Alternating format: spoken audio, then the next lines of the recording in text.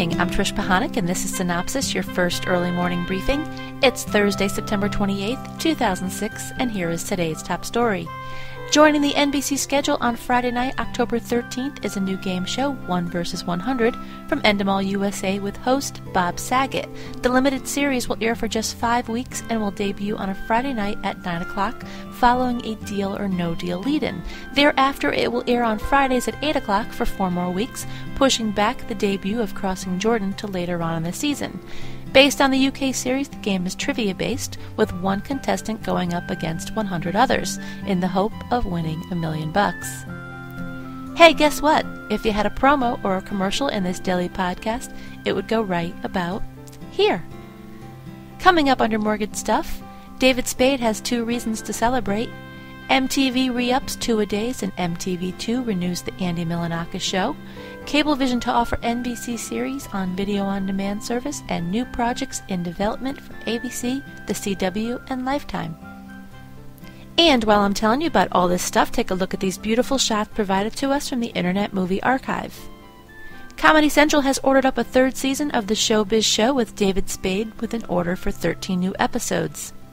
And MTV has ordered a 2nd season of its documentary reality series Two-A-Days, centered at an Alabama high school, Hoover High, and its top-ranked football team. The show will likely return with season number 2 next summer, but in the meantime, the finale of season number 1 is scheduled to air October 11th. And renewed for MTV2 for a 3rd season is the Andy Milonakis show, produced by Jack Hole Industries. The upcoming season of the 6-episode finds Milonakis has moved from his New York City apartment to Hollywood. TV Land has acquired the exclusive primetime and overnight rights to air all 255 episodes of the classic hit comedy MASH. Distributed by 20th Television, MASH will begin airing on TV Land next January with a week-long primetime overnight programming marathon starting January 1st, 2007. Broadband and digital.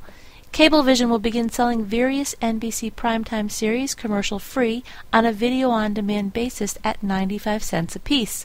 Once the program is downloaded, it is available to the Cablevision I.O. customer for a period of 24 hours. The shows will be all available to subscribers the day after their original primetime airing. An NBC series included in the deal as of right now are Law & Order SVU, Law & Order Criminal Intent, The Office, while Friday Night Lights will be added on October 3rd and Las Vegas on October 20th. Well, mobile ESPN is hanging up. That's right, the cell phone service is less than a year old, having launched during the Super Bowl last January, provided sports-related content and features on its phones. Now the plan apparently is to get out of the hardware portion of the industry and focus on the software or content portion, potentially looking to other cell phone service companies as an outlet to its sports content. While ESPN Mobile was backed by the Walt Disney Company, its shuttering will have nothing to do with the future ongoing efforts of Disney Mobile. Moving along to production, development, and casting, ABC has 3 new projects in development, all in the crime-adventure genre per Variety. First up is Women's Murder Club, based on the James Patterson book of the same title. It's about 4 women who track and capture murderers. From 20th Century Fox TV and executive producer-director Brett Ratner, this project comes with a pilot penalty attached. Murder Incorporated is about a man from a wealthy family who discovers where all that wealth came from. This project is from Touchstone Television and Frank Spotnitz. And a script has been ordered for Killing Sam Carter from Fox Studios and Fuse Entertainment, about a guy who is suffering from amnesia, and to complicate his life just a little bit more, is also a time traveler. The CW has a new project under consideration. A pilot script has been ordered for Reaper, about a worker bee for Satan, who runs around reclaiming the souls that managed to escape from hell, also per Variety. This project is set at Touchstone Television and Mark Gordon Company, and writers and executive producers Michelle Fazekas and Tara Butters. Signed to host the new season of USA Network's Nashville Star is Jewel. Produced by Reveille, the show returns to the schedule on January 11th at 10 o'clock. Jewel will be joined by returning co-host Cowboy Troy, and casting is underway. Well, David Spade has more to celebrate beyond his Comedy Central series getting picked up for another season. He'll join the cast of CBS mid-season comedy Rules of Engagement. It's from Sony Pictures Television and Happy Madison Productions. And over at Lifetime, they've got a new project in development, Conspiracy. It's a legal thriller about a young Washington-based lawyer who wins a huge and highly publicized case and later realizes her client was in fact guilty. Trying to right the wrong, she puts herself in harm's way while learning her client was just the beginning of a much bigger story. The project is from producer Gary Randall. And Three Moons Over Milford, which has completed its first season on ABC Family, will not be picked up for a second season per Variety. The show premiered with a very modest 1.6 million total viewers and headed south after that. Okay, here's the rating summary for Tuesday night according to Live Plus Same Day ratings from Nielsen Media Research.